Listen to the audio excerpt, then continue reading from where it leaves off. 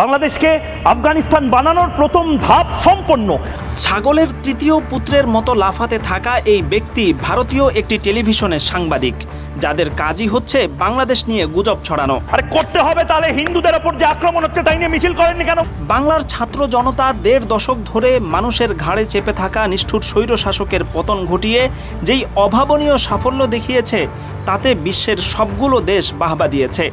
ব্যতিক্রম শুধু বন্ধু দেশ ভারত আর ভারতের মোদি মিডিয়া। বাংলাদেশের জনগণের এই অভাবনীয় সাফল্যের ব্যাপারে একের পর এক মিথ্যা সংবাদ আর বাজে প্রোপাগান্ডা ছড়িয়ে নিজেদের টিআরপি বাড়ানোই যেন তাদের একমাত্র লক্ষ্য। আবারও বলছি, এটা ছাত্র আন্দোলন নয়, এটা স্বাধীনতা আন্দোলন নয়। রিপাবলিক বাংলা এবং TV9-এর মতো শীর্ষ বেশ কিছু ভারতীয় মিডিয়া নিউজ ঘেটে দেখা গেছে, ভারতেই সংঘটিত বিভিন্ন ঘটনাকে বাংলাদেশের সংখ্যালঘু নির্যাতনের দৃশ্য হিসাবে দেখানো হচ্ছে। ক্রিকেটার এবং অবৈধ সংসদ সদস্য মাশরাফি বিন মর্তুজার বাড়িতে আগুন দেওয়ার দৃশ্যকে হিন্দু ক্রিকেটার লিটন দাসের বাড়ি হিসাবে প্রচার করে রীতিমতো তোলপাড় সৃষ্টি করেছে।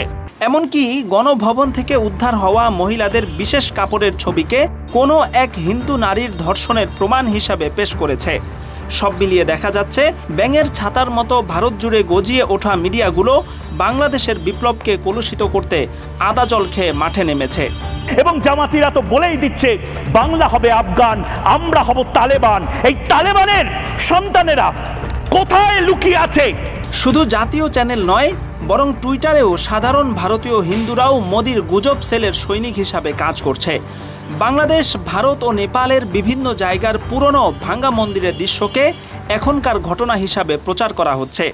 এরপর যখন বাংলাদেশের হিন্দু নেতারা এগুলোকে অপপ্রচার বলে উড়িয়ে দিয়েছেন, যখন মন্দিরের পুরোহিতরা মন্দিরে হামলার ঘটনাকে ভুয়া বলে সাব্যস্ত করেছেন, এবং যখন মাদ্রাসার ছেলেরা রাত জেগে মন্দিরগুলো পাহারা দিতে শুরু করেছে, তখন তারা প্রচার করতে লাগলো যে মুসলিম জঙ্গিরা মন্দিরগুলো দখল করে গেটে এখন পাহারা বসিয়েছে, যাতে সেখানে কোনো হিন্দু প্রবেশ করতে না পারে। বাংলাদেশে হচ্ছেটা কি? গোটা পৃথিবী এখন ভারতীয় চ্যানেলগুলো যেমন বিভিন্ন ভুয়া সংবাদ দিয়ে তাদের দেশের মানুষকে বোকা বানায়, তারা ভেবেছিল বাংলাদেশের মানুষকেও সস্তা প্রোপাগান্ডা চালিয়ে বোকা বানানো যাবে।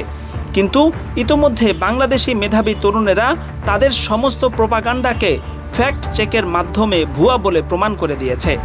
যেই লিটন দাসের বাড়ি পোড়ানো হয়েছে বলে ভারতীয় মিডিয়া তোলপাড় সৃষ্টি করেছে, সেই লিটন দাস নিজে পুরো ঘটনাকে মিথ্যা ঘোষণা করে জানিয়েছেন, বাংলাদেশ সাম্প্রদায়িক সম্প্রীতির দেশ, এখানে হিন্দু মুসলিম কোনো ভেদাভেদ নেই। এমনকি কলকাতার পুলিশ ফেসবুকে বিবৃতি দিয়ে ভারতীয় মিডিয়ার প্রোপাগান্ডার ব্যাপারে সচেতন থাকার পরামর্শ দিয়েছে। বঙ্গবন্ধুর সোনার বাংলাকে ধূলিসাৎ করে আফগানিস্তান বানানোর চেষ্টা করছে। প্রশ্ন হচ্ছে, যেখানে খোদ ভারতের মধ্যেই সংখ্যালঘু মুসলিমদের উপর অবর্ণনীয় নির্যাতন চালানো হচ্ছে, সেখানে ভারতীয় মিডিয়া মুখে কুলু পেটে আছে, আর এখন বাংলাদেশের ব্যাপারে মিথ্যা প্রোপাগান্ডা চালিয়ে ছাত্র জনতার বিপ্লবকে নস্যাৎ করার কিংবা ভিন্ন পথে প্রবাহিত করার পায়তারা চালাচ্ছে। কিন্তু ভারতীয় মিডিয়া ভুলে গেছে, বাংলাদেশ এখন অনেক সচেতন। এখানে সস্তা প্রোপাগান্ডার কোনো মার্কেট নেই। বাংলাদেশে স্লোগান উঠছে, বাংলা হবে আফগান, আমরা হব তালেবান। জামাতিদের স্লোগান।